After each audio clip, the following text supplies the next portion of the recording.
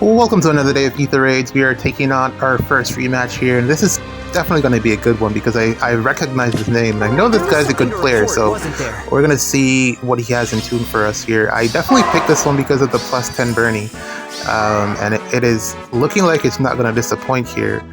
We're going to get to see Marnie against Bernie. Hopefully I set it up right this time at least. But yeah, this is looking like it should be a good match. Concerns, get in the pots because everything is kind of on the left side, so yeah, like if I focus on the left and then go over to the right, it's going to take a while for me to get the pots here. This is a very nice Marin. My concerns are, like, I want to get momentum 4 on mine as well. Man went all out with the plus 10. Jeez. This unit just came out. But yeah, I do recognize the name, and this is typically what you see when you go in there, or when I look at his units. This is a very well invested Micaiah. Sturdy impact, or remote sturdy, I think is a good option on her for the DR. That makes a ton of sense. When she's initiating, of course. Then we have Mirabilis here is also plus 10. Ooh, yo, this is such a fantastic far save. She's aged really well with the addition of all of the new skills, and I think she's like the only ranged far save that still puts in work. I don't even know what this does. But I'm pretty sure he's going to get +1 movement, at least I know that much. And then here's the Bernie that I saw, the Bernadetta, and yeah, we're going to see what we can do against that max investment Bernadetta there with Marnie. The Marin, I don't think she's going to get off the Blazing Wind because, I mean, it's 2 cooldown, but she won't be able to move all the spaces required to get it off. And I don't think she'll outspeed Sita either, so, or at least my Sita, because of merges. But I don't think she's going to get off the Blazing Wind, so I'm not worried about the AoE. I do think that's like probably her best build though, because one of the things that this Marin struggles with is damage outputs. I was like contemplating whether I should give her Assassin Strike or Momentum, and I feel like Momentum plus the AoE is probably your best build, because even with Assassin Strike, when she does damage, like let's say with her special or something, it feels like not enough. So I probably would recommend the AoE build on her, because her attack stat can go pretty high. That being said, I mean, she can probably still miss kills like after she hits the AoE, so that's something that you should think about as well. But I feel like it's really where she wants to go in terms of just builds. Probably want to go Fatal Smoke on there as well, but Inside is not bad either, because it does give her the blue buffs to attack and speed, and then she has the bonus doubler if she's able to get her thing off. Yeah, I'll probably do this at some point. I think this is this might be the preferred build. Oh, currently I'm running Snags because I like the debuffs for offense, but like if I were to like go into SDS or something with her, I probably would go with Momentum for her. I think it works out really, really well. That aside, I think I only need to break the chair and then step up 1 and then get Marnie somewhere over there so that she can be in position for the saving stuff and all that. And then I'll have Gatekeeper there because I like the adaptive damage that I get from that skill. Oh my god, what's it called again? Hexblade on Marnie, just because it does, you know, potentially more damage. We'll see how it works out. But yeah, we'll throw that in the mix. The matchup between Micaiah and Marnie is also going to be pretty interesting, so stay tuned for that as well. And Mirabilis, he has 2 sources of bonus doubler here. I didn't notice that, because Mirabilis gives out bonus doubler, and then also Marin gives out bonus doubler plus the DR halving. So that's actually, he's guaranteed to get bonus doubler either way, so that's actually something to consider. Plus the debuffs, I wonder how that'll like factor into the damage output against Marnie.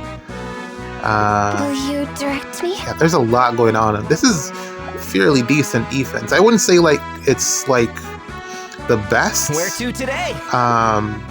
Because you can player phase this. I could definitely see this getting player phased. But I mean, outside of that, if you're trying to tank this, this is quite difficult to get tanked. But yeah, we're gonna do it. Or at least I'm gonna do it. I'm not getting any help from anyone. So I'm gonna do this and then see how it works out for me. Again, man, that Annette build is really, really good. She does a fantastic job as a far save with I'm wondering why he hasn't committed to Shield Fighter either. Well, does it work? I don't. Oh, duh. You can't put Hardy Fighter, Shield Fighter on range saves. So the best thing you can do is Canny Fighter or Weaving Fighter, since he doesn't have like a ton of speed, which works out, you know, fairly well, I guess.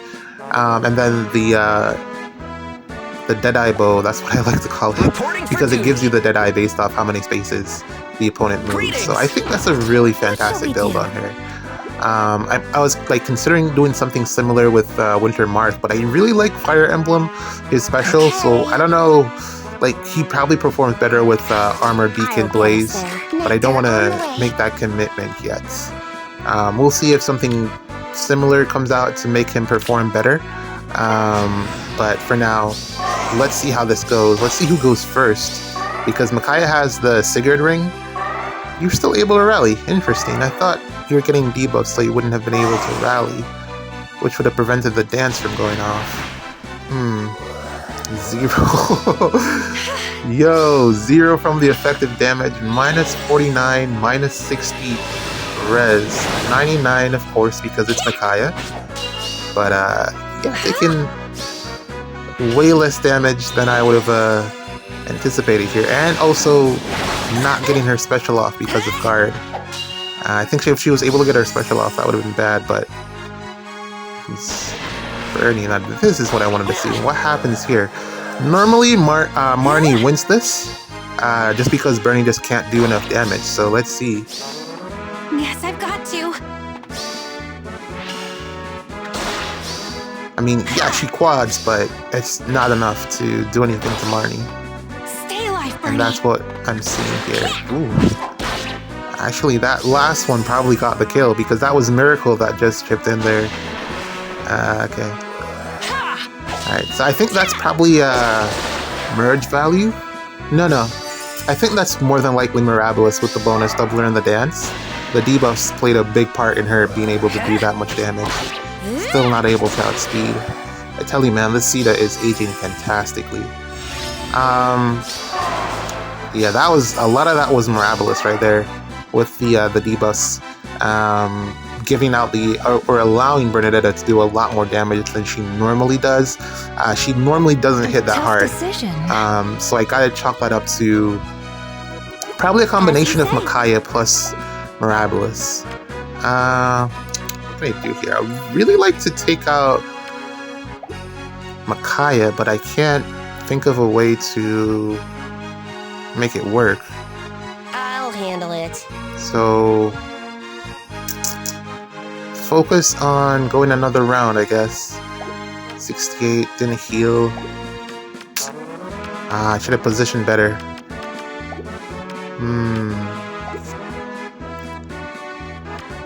Come to praise me. This is probably the better play. And then Maiden Solace. I like to run the Maiden Solace because, as you can, well, as you're about to see, sometimes it does come in pretty clutch. Instead of a positional on Micaiah, whenever I'm using her like in SD or anything, I typically like to run the Maiden Solace. Primarily, I'd probably boil it down to just being able to get the healing.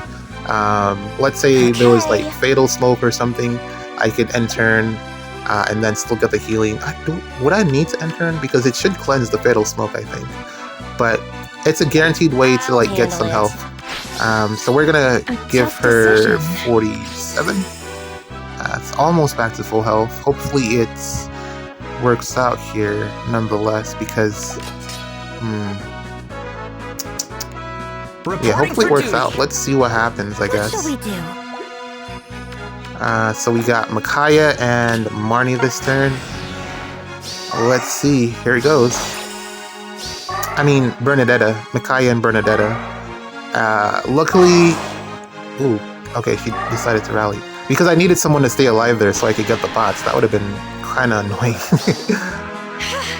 So we should be seeing some similar numbers here. Ooh, again, Mirabilis with the dance, because that was way more damage than last time. Yeah, minus 77, minus 66. Yeah, that's definitely Mirabilis. Yikes, this is looking kind of bad. This is looking kind of bad here. I don't think we'll have enough to... Whoa, that is way more damage from Bernie this time. Yeah, I don't think we have enough to survive this. Stay alive, Bernie. At times like this, I really wish I could have run Aegis instead of Sacred Cow, but the slaying, man. Yeah, we're dead. Oh, yeah, we chalked this one up to Mirabilis with the dance. Beaten by weaklings. The dance, actually. The debuffs allowing the extra damage to come in from Micaiah, and then, yeah. Wow. As you say. Oh, we get this now. Okay, great. Yeah, I think that was definitely Mirabilis, man, but... Wow, that was really nice to see. Yeah, I was saying that Marnie typically wins that matchup between Bernie, but then merges also played a part here. I definitely think that the merges matter. Getting the plus 10 definitely worked out in his favor. But yeah, let's play another one, man. GG's, great match here. All right, so here's our second attempt for the day. We're gonna take on a a Nagi player. And let's see what we got here. This is a far save Nagi, as opposed to I'm running near save. I think she's, of course, a better near saver because she just dies to too much stuff at range. But this should be pretty straightforward. We're gonna go for the Bernadetta versus Marnie. Because both of them have names that are so similar. It's so hard to like. You know, I gotta get it right because otherwise you probably might not know exactly what I'm talking about. But we're gonna go for the same matchup once more. I think what I'll do is send Sita up there to bait out the enemy team. We probably get Micaiah, I think, because Gatekeeper is gonna be somewhere in there, so there won't be any warping, and we should be good to go from there. That's the plan. Should work. Yep. And then Edelgard, yeah. He won't be able to warp either because of Gatekeeper. Gate God. I think we really should start calling him Gate God. Just out of respect for how good this guy is. How much stuff in the game he stops. Gatekeeper is just that good. Imagine if we could combo some type of support effect onto him, like if we could get him to somehow do what Freyr does, some way, like give out some type of drive cleansing effect, I think that would make him even better. Because he could just stand there, you won't get debuffed, the enemy can't warp in. Gatekeeper, so they need to put out some more... Greetings. I'll get us there. What do we call it? Support effect. You know how they have support... no follow-up from the C slot. They need to put out like tempo or in stride. I don't think they'll ever do tempo though, because that's like so valuable. But then also everyone kind of has tempo built into their weapons these days. That, I mean, why not? But I do think tempo would be great. Support tempo, and then I don't know. Support penalty neutralization, support cleansing at the start of turn, kind of like what Freyr does. I think if we could take those things and then equip them to Gatekeeper just to make him a better support unit, where to today? My God, he'd be cooking. I think just forget all about his offensive capability and just like full support unit all the way into his support. He's already very, very good, so I can only see him aging better with things like that. But I mean, I don't know, man. It's a countdown to how many more days before Gatekeeper gets an ult. 70. That is the numbers that I really wanted to see. I'm not alone. Rather that I expected to see in this matchup, because he does have the flyer effective damage. But I think what really the fact that the other Micaiah was plus 10, the debuffs from Mirabilis, the bonus doubler as well, really just drove down my attack stat. Only at minus 16 that time. So I really thought Edelgard would have gotten danced there, but being able to take out Nagi is fine. Oh, Idun, right. Armor effectiveness, negation. That's fine. I keep thinking, like, what are these refines gonna be for ascended units once those refines start coming out, because they're already so good. Like think about ascended Idun with a weapon refine. Yeah, that goes hard, right? That definitely is going to be something insane. Thinking about what the save skills are going to be like at that point, plus what B skills will be available. Yeah, she's definitely going to be powerful. Like, I keep thinking about that, like, Ascended Joshua with a weapon refine. My god. Like, the only thing lately he's missing out on, he does, even though he has the true damage in his weapon, he does a lot of zeros these days. I was actually, like, contemplating giving him Assassin Strike, but then also it's a waste for his B slot, so I decided against it. But he needs a way to do more damage, aside from what's already in his weapon. That's the only thing holding him back. He's still fairly decent as a because of the sweep effect. He's still fairly decent as a ranged initiator or just unit overall. I think lethality plus, like, that's unfortunately the biggest, like, issue for ranged daggers, is the fact that they're daggers, and then the meta currently just requires for dagger units to get lethality on pretty much every hit to put out any damage at all. They have dagger units, bow units, all of them have pretty much fallen all the way off when it comes to damage output. But I think, like, with a refined Ascended Joshua could be fantastic. Ascended, like, Celica with a weapon refine, she's gonna be so good. Ascended Celica.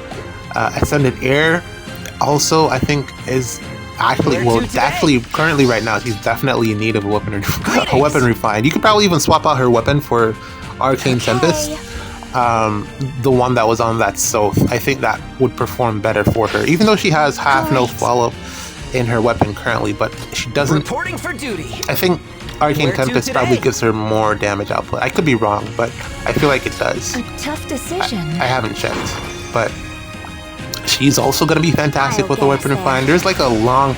They got to be really... I understand why they're being so careful with some of the unit types that are putting out, and why they've slowed down on some of the Ascended units as well, because, like, hopefully, like, you know, everything goes well with, like, financial-wise, and the game is able to remain marketable. When the time does come for these units to be upgraded or refined, they're going to be top of the meta, I think. Well, then also power scales. So imagine what the weapon, imagine what the actual units are going to be like when Ascended Idun is getting a refine. Imagine how strong she'll have to be to actually be relevant in the meta at that time. That's just a lot to think about.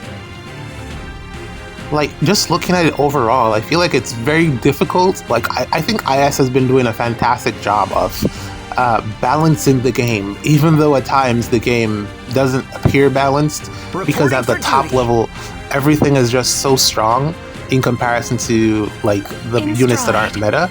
But the fact that you can still, like, let's take this Chaos season for instance, like, some of the units that I've seen so far, the fact that they're still able to function against these, like, hyper offensive units like Regan, and be able to take out even Fjorm. It's dual Fjorm. It's kind of interesting that they've created a little bit of I want to say consistency in the game, because, like, just looking at the potential of how powerful these units are, and the fact that we can still, like find a way to make it work, it's really crazy. Like, just Shield Fighter alone, not even Shield Fighter, Hardy Fighter alone, I've been able to just win matches with Nagi, just to show you how strong she is, with, like, just, you know, specific build, right build, you can do that. Like, you could probably even swap that out and put that on a large majority of near save units and have them function similarly. Like, I was actually even considering maybe I should swap Ascended Form into a near saver and give her Shield Fighter, because she could pretty much fill that same role, because she can get the special. She has Slain pretty much, and I kind of needed that so that she could. I want that on Marnie, but Marnie doesn't have that, and then my only other option would be to run Na, or to give Shield Fighter to my Edelgard. But I don't know, man. I feel like we're in for a ride once everything works out financially for IS. All right, we're against Megami here. Definitely know where that's from, Cultured. And we're going to use the Fagato team here to close this one out. This should be pretty straightforward. I've been seeing this defense archetype quite a bit, and I think Astra Anima season, this is going to be a little bit difficult to break or to play against, because these aren't necessarily the right pieces. What would be needed here to really make this work is Hathrun. Becky, I just gotten so comfortable saying Hathrun. I kind of just forgotten about Becky, but I use them interchangeably. But what you really need here is the rally assist that she provides, so that you can get Sigurd all the way to the other side of the map. And he's going to be such a pain to deal with next Astra Anima season because of the bonus stats and the mythic buffs.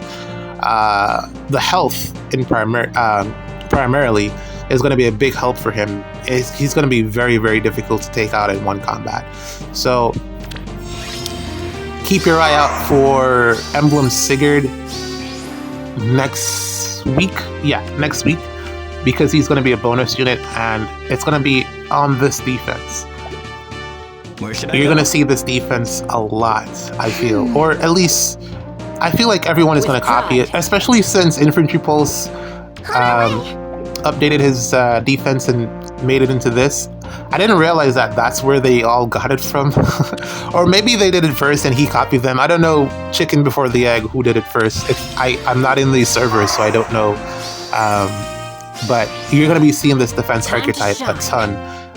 It's very difficult to tank Sigurd. And not only Sigurd, but the AO.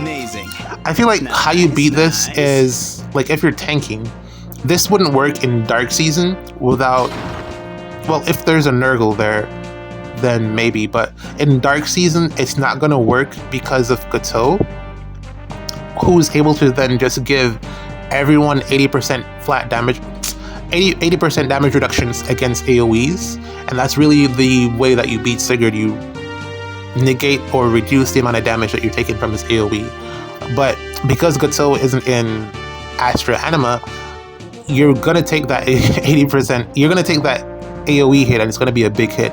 Even if you have like stone terrain, I keep saying that half of 100 is 50, and 50 is a big number when you only have, like, let's say 62 health. So it's gonna be very difficult to tank him come next week. I think you probably are going to be better off running Marnie, because she's green and she has fairly high defensive bulk. She won't take a lot of damage from Sigurd and his AoE shenanigans. I would highly recommend running Marnie as your near save next week because of Sigurd. And also, well, I mean, Felix, but of course, she does fairly well into Felix once he's not quadding.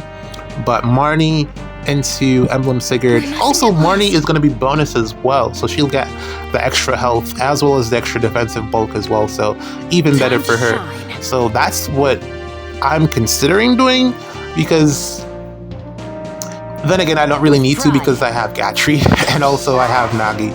I'm kind of leaning towards using Nagi, but I mean, even though she's red and he's blue, the 80% damage reduction does a ton, especially if you have Hardy Fighter.